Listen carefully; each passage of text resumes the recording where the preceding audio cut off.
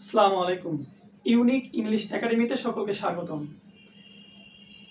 Preposition নিঃসন্দেহে English গ্রামারের খুবই গুরুত্বপূর্ণ একটা টপিক। বলা যায় এমন কোনো পরীক্ষা নাই যে পরীক্ষায় এখান থেকে প্রশ্ন আসে না। ডুয়েট এডমিশন থেকে শুরু করে যে কোনো ভার্সিটি এডমিশন, চাকরির পরীক্ষায় এখান থেকে প্রশ্ন আসতে দেখা যায়। খুব ছোটোবেলা থেকেই আমরা প্রিপোজিশন শিখে আসতেছি, তারপরে পরীক্ষায় ভুল করে বসে থাকি। আজকে আমরা খুবই মজার দুটি ফিগারের মাধ্যমে আমরা পুরো প্রিপোজিশনের প্রায় 70% ব্যবহার আমরা শিখে ফেলবো ইনশাআল্লাহ। ফিগার দুটি কি? একটি হচ্ছে ম্যাজিক সার্কেল, অন্যটি হচ্ছে ইনভার্স পিরামিড। আশা করি এই ভিডিও ক্লাসটি দেখার পরে আপনাদের প্রিপোজিশন ব্যবহারে কোনো কনফিউশন থাকবে না ইনশাআল্লাহ। সুতরাং মূল ভিডিও ক্লাস শুরুর পূর্বে আমরা স্লাইড থেকে এক নজর দেখে আসি কি কি থাকছে আমাদের আজকের এই ভিডিও ক্লাসটিতে। প্রিয় শিক্ষার্থী বন্ধুগণ, আপনাদের সুবিধার্থে আমরা এই ভিডিও ক্লাসগুলো নির্দিষ্ট একটা বইকে রেফারেন্স ধরে ক্লাসগুলো করার চেষ্টা করতেছি। এতে করে আপনারা ভিডিও ক্লাসগুলো করার পাশাপাশি চাইলে বইটিও সাথে রাখতে পারেন। বইটি হচ্ছে unique English grammar with previous question bank.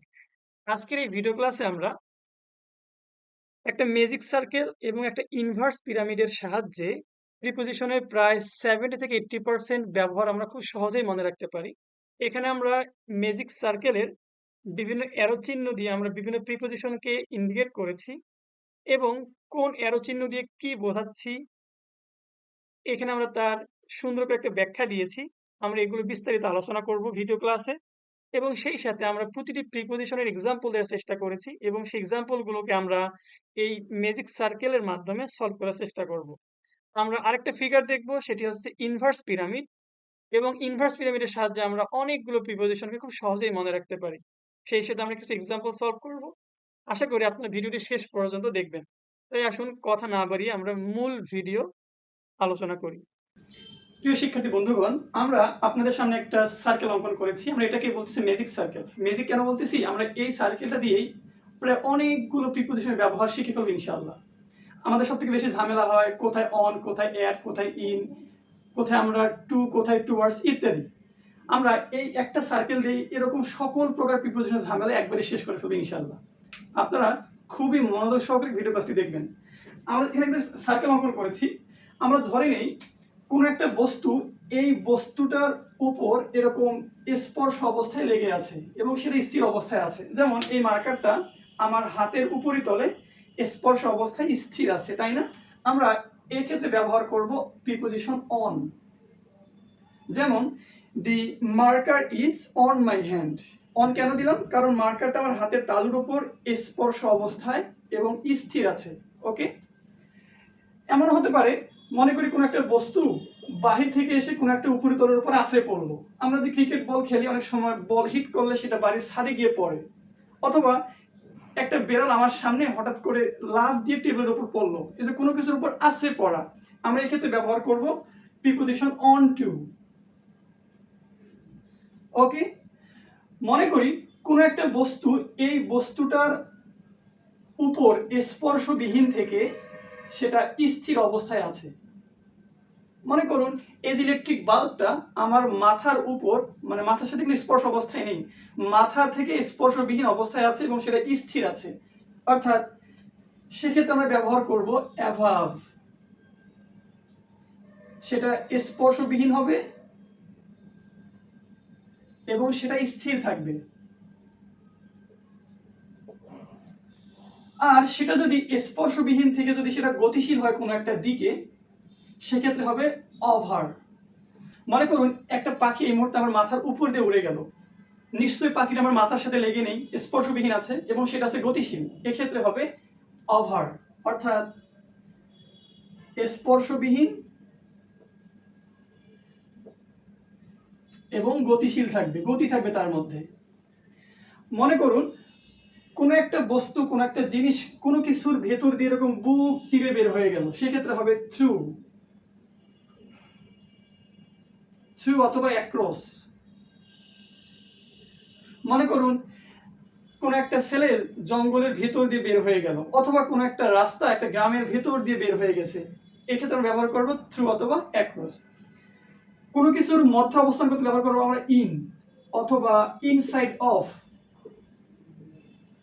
অথবা ব্যবহার করতে পারি আমরা উইদিন। যেমন লোকটি কারের মধ্যে আছে, the man is in the car, অথবা the man inside of the car. Okay, কোনো একটা নির্দিষ্ট জায়গাতে প্রবেশ করা বোঝালে ব্যবহার করবো আমরা ইনটু। সেই জায়গা থেকে বের হওয়া বোঝালে ব্যবহার করবো আমরা আউট অফ। কোনো কিছুর পাশে অবস্থান করতে বোঝাবো বিসাইড।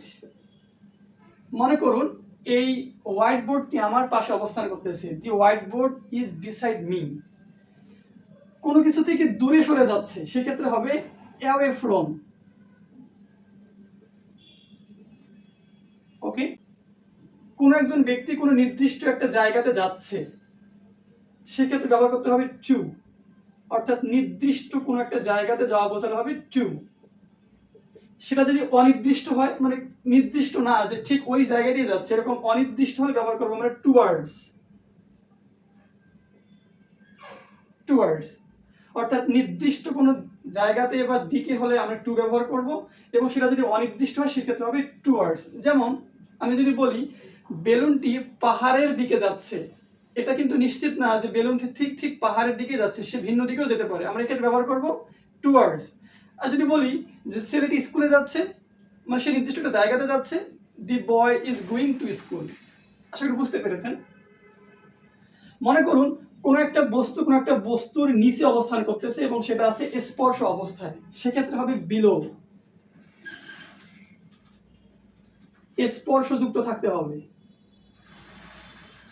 সেটা যদি স্পর্শবিহীন হয়, মানে ওই বস্তু থেকে একটু দূরে হয়, সেক্ষেত্রে হবে আন্ডার। আন্ডার। সেটা যদি আরো দূরে হয় সেক্ষেত্রে হবে বিনিথ। আমরা যদি একটু রিভিউ করি, আমরা পুনরায় বলতে পারি যদি কোনো বস্তুর উপরিতলের সাথে স্পর্শ অবস্থায় লেগে থাকে, স্থির থাকে, সেক্ষেত্রে হচ্ছে অন। সেটা যদি স্পর্শবিহীন থেকে স্থির থাকে সেক্ষেত্রে হবে অ্যাভো। সেটা স্পর্শবিহীন থেকে যদি গতিশীল থাকে সেক্ষেত্রে হবে ওভার। বাহির থেকে কোনো একটা বস্তু যদি কোনো তলের উপরে এসে আশ্রয় পড়ে, কোনো বস্তুর উপরে গিয়ে পড়ে, সেক্ষেত্রে হবে অন টু। কোনো নির্দিষ্ট দিকে গেলে টু, আর সেটা যদি অনির্দিষ্ট কোনো দিক হয় সেক্ষেত্রে হবে টুয়ার্ডস। কোনো কিছুর ভেতর দিয়ে বুক চিরে বের হয়ে যাওয়া হবে থ্রু অথবা অ্যাক্রস। কোনো কিছুর মধ্যে অবস্থান করা হলে ইন অথবা ইনসাইড অফ অথবা উইথিন। কোনো নির্দিষ্ট জায়গাতে প্রবেশ করা বোঝালে ইনটু, কোনো জায়গা থেকে বের হওয়া বোঝালে আউট অফ। কোনো বস্তুর পাশে আরেকটা বস্তু অবস্থান করলে হবে বিসাইড। কোনো বস্তু থেকে দূরে সরে গেলে হবে অ্যাওয়ে ফ্রম।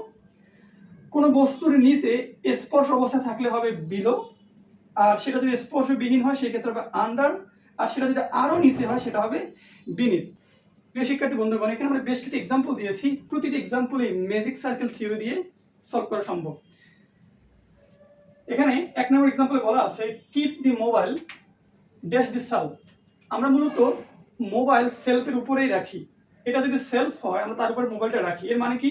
অর্থাৎ কোনো বস্তুর উপরিতলের সাথে স্পর্শযুক্ত থেকে স্থির অবস্থায় আছে, এক্ষেত্রে কি হবে? Preposition on.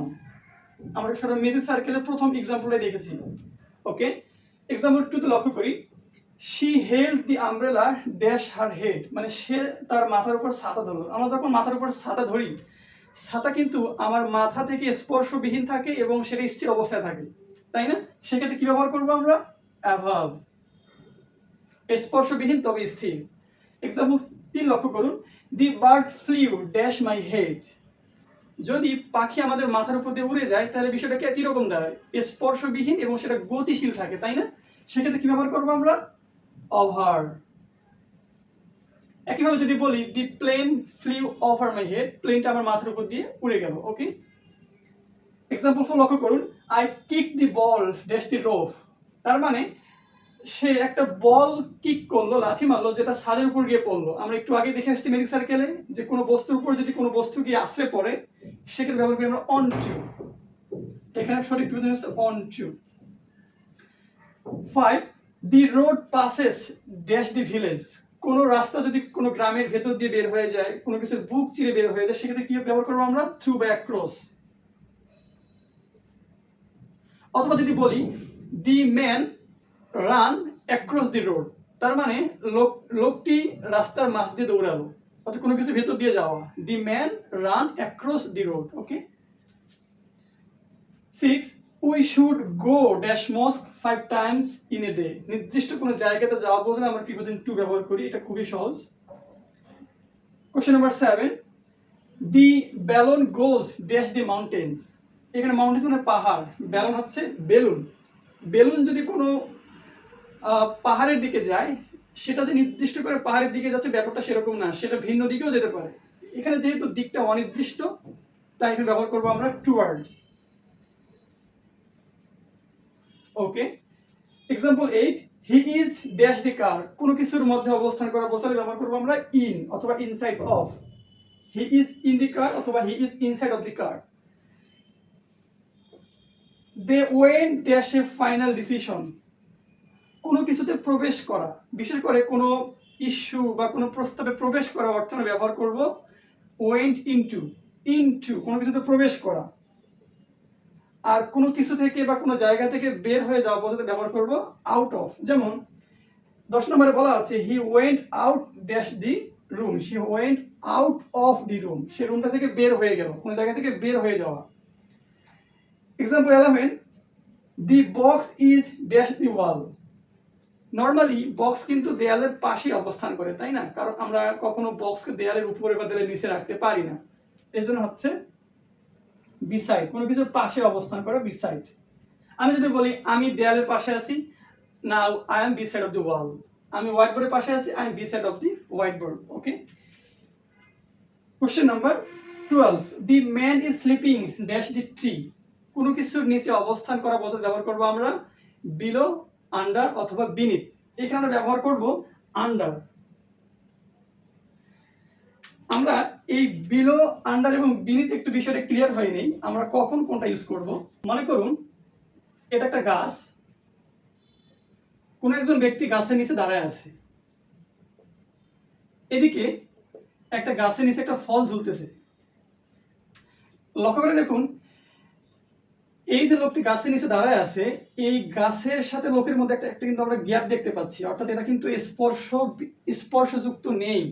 এই ব্যক্তি গাছের সাথে স্পর্শযুক্ত নেই, আমরা একটা ডিস্টেন্স লক্ষ্য করতেছি। যদি এরকম ডিস্টেন্স আমরা লক্ষ্য করি, সেক্ষেত্রে ব্যবহার করবো আন্ডার। কিন্তু এই যেখানে আমটা গাছের সাথে ঝুলতেছে, সেখানে কিন্তু কোনো গ্যাপ নেই, অর্থাৎ সেটা গাছের সাথে লাগানো অবস্থায় আছে। যদি কোনো ডিস্টেন্স না থাকে এখানে, সেক্ষেত্রে ব্যবহার করবো আমরা বিলো। তাহলে কোনো ব্যক্তি যদি গাছের নিচে ঘুমায়, সেক্ষেত্রে কি ইউজ করবো আমরা স্লিপিং আন্ডার দি ট্রি, কারণ গাছের সাথে লোকটা স্পর্শযুক্ত থাকে না। কিন্তু যদি বলি যে আমটি গাছের সাথে ঝুলছে, the mango is hanging below the tree, বুঝতে পেরেছেন? আর সেটা যদি আরো কোনো নিচে হয়, মনে করেন গাছ থেকে আর অনেক নিচে আছে, কোনো বস্তু অবস্থান করতেছে, সেক্ষেত্রে ব্যবহার করবো আমরা বিনিথ। বিনিথ, আশা করি বুঝতে পেরেছেন। আমরা এই ম্যাজিক সার্কেল দিয়ে অনেক প্রিপোজিশন সহজে মনে রাখতে পারি।